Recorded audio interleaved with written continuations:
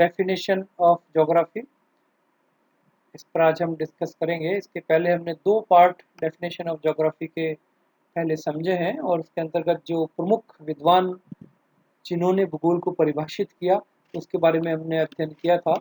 और वो जो प्रमुख विद्वान थे वो फ्रीमैन सेंड्रॉप, Strabo, Kant, Ritter, Hettner, Hodson, क्रिस्तोफन, हैगेट, ब्रोएक, टफी और मॉकहाउस आदि प्रमुख विद्वान थे, जिनकी डेफिनेशन हमने डेफिनेशन ऑफ ज्योग्राफी के पार्ट 1 और पार्ट 2 में स्टडी की थी। और आज ये पार्ट 3 है, जिसके अंतर्गत हम कुछ और प्रमुख विद्वानों की डेफिनेशन जो है कि किस प्रकार उन्होंने भूगोल को परिभाषित किया उसके बारे में डिस्कस करेंगे। इनमें प्रमुख रूप से टॉलेमी, वॉरेनियस, वाल्टर डी ला ब्लास, क्रिस्टियन जेम्स, प्लॉट आदि कुछ प्रमुख भूगोलवेत्ता होंगे। उन्होंने किस प्रकार से भूगोल को परिभाषित किया ये हम आज डिस्कस करेंगे। ये पहली डेफिनेशन टॉलेमी द्वारा जो भूगोल की दी गई, उन्होंने बताया कि geography is the sublime science that sees the reflection of the earth heavens. भूगोल वह आभामय विज्ञान है जो पृथ्वी की झलक स्वर्ग में देखता है। अपने समय की बहुत ही व्यापक ये परिभाषा रही उस समय की सीमाओं को देखते हुए। हालांकि हम ये कह सकते हैं कि वर्तमान समय की जो सीमाएं जो विस्तृत हो चुकी है उसको देखते हुए ये जो डेफिनेशन है वो अस्पष्ट है। इसलिए हम इस बात को देखेंगे कि उस समय की सीमा के अकॉर्डिंग जो एंशिएंट क्लासिकल पीरियड था उसमें भूगोल की विषय सूची के अंतर्गत इन्होंने बहुत से विषय इस डेफिनेशन के अंतर्गत जोड़ दिए। उनमें प्रमुख रूप से पृथ्वी के विभिन्न जल और स्थल खंडों, इसके अलावा जल और स्थल सीमा क्षेत्र, प्राकृतिक दृश्यावली, उसके अलावा मानव बसाव, सभी प्रकार के जो रूट्स एंड ऑक्यूपेशंस जो थे उसको, उसके अलावा पृथ्वी का जो एक्सटेंशन था, उसके अलावा भूगणितीय तथ्य जो पृथ्वी के रहे उनको जोड़ा इन्होंने। और जो बसी हुई पृथ्वी का एक्सटेंशन है उसके लक्षण के साथ साथ टॉलेमी ने पृथ्वी और ब्रह्मांड के समस्त तथ्यों का वर्णन भी भूगोल में सम्मिलित किया।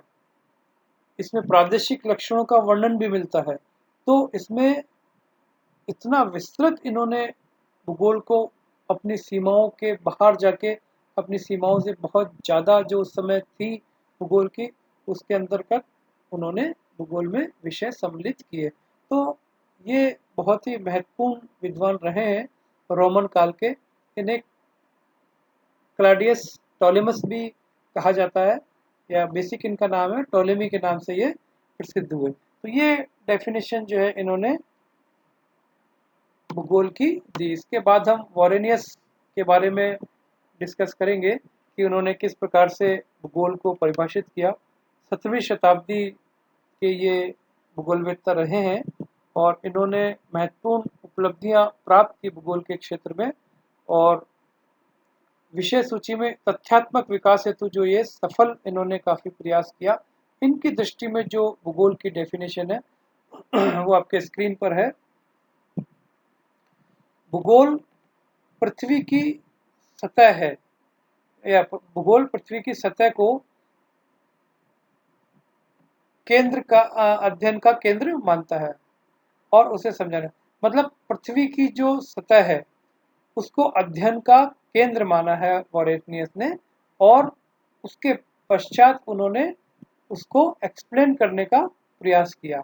इसके अंतर्गत जलवायु, धरातल के जो लक्षण है, जल, वन, मरुभूमि, खनिज, पशु, भूतल पर बसे जो मानव जैसे तत्व हैं उनका निरीक्षण और वर्णन, ये उसके अंतर्गत सम्मिलित किया उन्होंने भूगोल की डेफिनेशन के तहत। Geography focus attention on the surface of the earth where it is examined such things as climate, surface features, water, forest and desert, minerals, animal and human habitat। ये जो डेफिनेशन वॉरेनियस ने दी है वो आपके स्क्रीन पर है। यहाँ पर ये पृथ्वी है वर्ड, ये तिथि यहाँ पे हो गया है बाय मिस्टेक, इसको आप पृथ्वी पढ़ें कि पृथ्वी की सतह को उन्होंने अध्ययन का केंद्र माना। ठीक है, ये तिथि की जगह आप पृथ्वी इसको पढ़ें। तो ये डेफिनेशन जो है वॉरेनियस ने दी, और यहाँ तक कि वॉरेनियस ने यह भी कहा कि मानवीय लक्षणों को स्पष्ट करते हुए उन्होंने और लिखा, उन्होंने बताया कि किसी स्थान या क्षेत्र के मानवीय लक्षणों के अंतर्गत वहाँ के जो निवासी होते हैं उनका वर्णन, और उनके जो शारीरिक लक्षण है, उसके अलावा उनकी कला, वाणिज्य, संस्कृति, भाषा, शासन, धर्म, नगर, विख्यात स्थल और प्रसिद्ध व्यक्तियों को भी भूगोल के अंतर्गत, उसके स्टडी के अंतर्गत सम्मिलित किया जाना चाहिए। यहाँ तक वॉरेनियस ने अपनी बात को भूगोल के फेवर में रखा। तो ये डेफिनेशन वॉरेनियस की देखी। उसके बाद वाइडर डिला ब्लाश की डेफिनेशन हमारे स्क्रीन पर है, और वो डेफिनेशन है, भूगोल स्थानों का विज्ञान है न कि मानव का।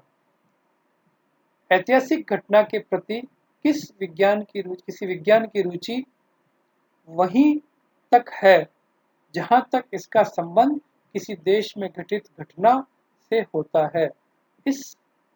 इसके अभाव में देशों के गुण एवं संभावनाएं अपूर्ण रहती है।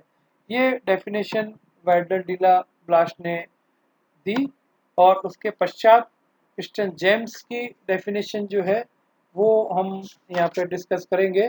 तो वाइडर डिला ब्लाश की डेफिनेशन हमने देखी, और ब्लाश की यदि हम और थोड़ी सी बात देखें कि उनके अनुसार भूगोल एक विशिष्ट, उन्होंने विधा बताया भूगोल को एक, इसके अंतर्गत जो पृथ्वी की घटनाएं होती है उनका अध्ययन किया जाता है, स्थान और स्थिति एवं उसके जो वितरण है उसके संबंध में उनकी स्टडी करने पर उन्होंने जोर दिया।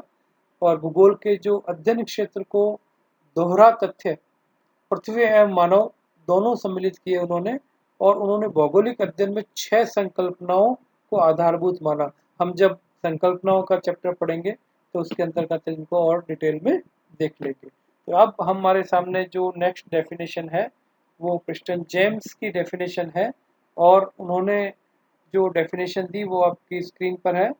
Geography is the field sciences that deals with the association of phenomena that gives character to particular placed and which likeness and differences among places।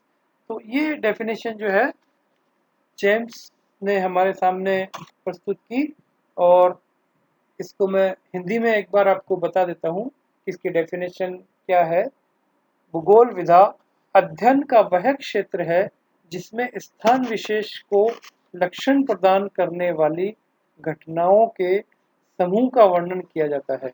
ऐसे स्थानों में समानता व विभिन्नता दोनों ही विभिन्न स्तरों पर पाए जाते हैं। तो ये डेफिनेशन क्रिश्चियन जेम्स ने प्रोवाइड कराई। उसके बाद में हम नेक्स्ट जो डेफिनेशन है वो प्लॉट की यहाँ देखेंगे, और उन्होंने जो डेफिनेशन दी कि भूगोल गतिशील स्थानिक संबंधों के मध्य प्रदेशों की प्रक्रिया स्वरूप प्रोसेस पैटर्न का अध्ययन है। ये डेफिनेशन प्लॉट ने दी, और इसे हम स्क्रीन पर लिखा हुआ है इंग्लिश में, आप इसको नोट कर लें कि geography is the study of regional process pattern of dynamic special relation. जो मैंने अभी आपको इसका ट्रांसलेशन करके बताया कि भूगोल गतिशील स्थानिक संबंधों के माध्यम से प्रदेशों के प्रक्रिया स्वरूप का अध्ययन है। ये डेफिनेशन हमको प्लॉट ने दी। इसके बाद हम जो ब्रिटिश समिति है स्टैम्प की डेफिनेशन हम ले लेते हैं। डडले स्टैम्प की डेफिनेशन एक और आपको यहाँ पे एक्सप्लेन कर देता हूँ कि geography is the study of the earth age home of man, of physical environment, of human species.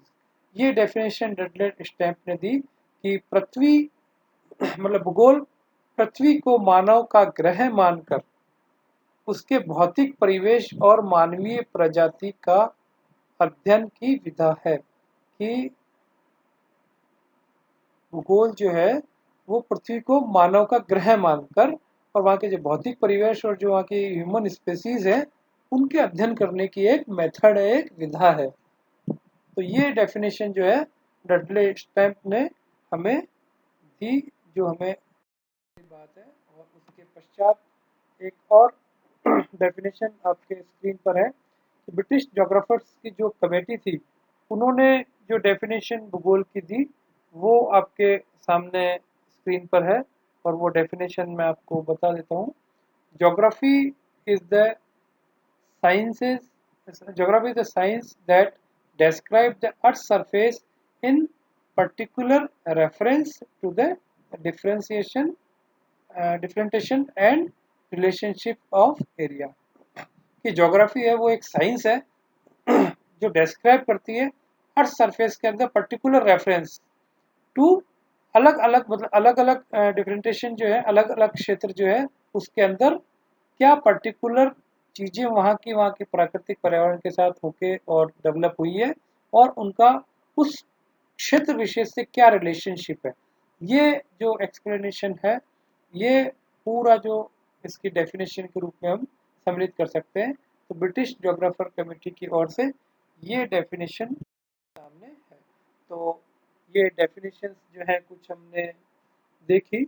इसके अलावा भी कुछ और डेफिनेशन यदि आपको कहीं पर भी मिलती है तो आप उसको नोट कर सकते हैं, और कुछ डेफिनेशंस आपको एग्जामिनेशन दृष्टिकोण से याद रखनी होगी जिसके आधार पर आप उसको एक्सप्लेन कर सकते हैं। यदि डेफिनेशन से संबंधित क्वेश्चंस आपके एग्जाम में पूछे जाते हैं। कार्ल सावर ने भी एक और जो विद्वान रहे हैं उन्होंने भी भूगोल की डेफिनेशन दी। उन्होंने भूगोल के अध्ययन के अंदर जो सांस्कृतिक दृश्य भूमि होती है उसके विकास और वहाँ के जो प्रतिरूप और स्थानिक संबंधों की सबसे महत्वपूर्ण और आधारभूत माना कि उनका अध्ययन जो होता है, स्थानिक संबंध जो होते हैं वहाँ के पैटर्न्स के, उनको उन्होंने सांस्कृतिक परिदृश्य के रूप में बहुत ही महत्वपूर्ण माना। तो कार्ल सावर ने भी जो है इसकी डेफिनेशंस के बारे में या इसके मीनिंग के बारे में बताया। तो ऐसे कई विद्वानों की डेफिनेशन हमने आज कंप्लीट कर ली है। तो मैं समझता हूँ कि आपको डेफिनेशंस के बारे में काफ़ी कुछ जानकारी हो गई है। अब इस चैप्टर को आज हम समाप्त करेंगे, और सारांश रूप में एक चीज़ हम और इसमें देखें कि जैसे जैसे समय बदलता गया इसकी डेफिनेशन में हमको चेंजेस लगे, और विशेष रूप से जो द्वितीय विश्व युद्ध था, सेकेंड वर्ल्ड वॉर के बाद में जो स्टैटिस्टिकल्स मेथड्स जो आए, क्वांटिटेटिव मेथड्स जो उन्होंने भूगोल के अंदर प्रवेश किया 1960 के दशक की यदि हम बात करें, बिहेवियरल ज्योग्राफी, इसके अलावा एरियल फोटोग्राफ, सिस्टमेटिक एनालिसिस, ये सारी चीज़ें जो है शोध की शाखाओं में विश्लेषण करने के अंतर्गत नवीन नवीन चीज़ें हमारे सम्मिलित हुई। इसके अलावा 1970 के दशक की हम देखें तो रिमोट सेंसिंग का जो है एंट्रेंस हमारे भूगोल के अंदर हुआ, जिससे काफ़ी विस्तार जो डेफिनेशन के अंदर देखा गया, और बहुत ही विस्तृत दृष्टिकोण से वर्तमान में इसकी परिभाषा को देखा जाता है। और यदि वास्तव में भूगोल की परिभाषा के बारे में हम एक जनरल एक आम बात करें तो वास्तव में जो भूगोल की परिभाषा है न तो पहले वाली चीज़ पर अड़े रहने वाली है कि जड़ता नहीं रखती पुरानी चीज़ों से, और न ही पीछे देखे मात्र नव नूतन की जो बात है वो ग्रहण करने की आशंका है कि नवीन ग्रहण करना है, पहले को तवज्जो नहीं दे, ऐसी बात भी नहीं है। तो कहीं पर भी भूगोल की परिभाषा को लेके कोई अड़ियल रुख नहीं रहा विद्वानों का। उन्होंने हमेशा इसको गतिशील बनाए रखा, और पुरातत्व जो चीज़ें रही, पुरानी जो डेफिनेशंस में जो चीज़ें रही, और वर्तमान मेथडोलॉजी में चेंज होने से जो चीज़ें और अमेंडमेंट होकर उसमें ऐड हुई, उन सब के बीच में पुल बनाते हुए भूगोल की डेफिनेशन को रखा गया। तो बहुत ही व्यापक जो डेफिनेशन है वो आज के युग में भूगोल की हो गई है। अतः जो नवीन प्रयास है उसमें भी सावधानी रखकर आगे बढ़ने की और सकारात्मक और शाश्वत रहने की आवश्यकता है। तो ये डेफिनेशंस के संबंध में आज इस चैप्टर को हम ख़त्म करते हैं, समाप्त करते हैं। इसी के साथ नेक्स्ट जो चैप्टर लेंगे या जो नेक्स्ट हमारा व्याख्यान होगा वो आपको बहुत ही जल्दी आपके साथ डिस्कस किया जाएगा। Thank you.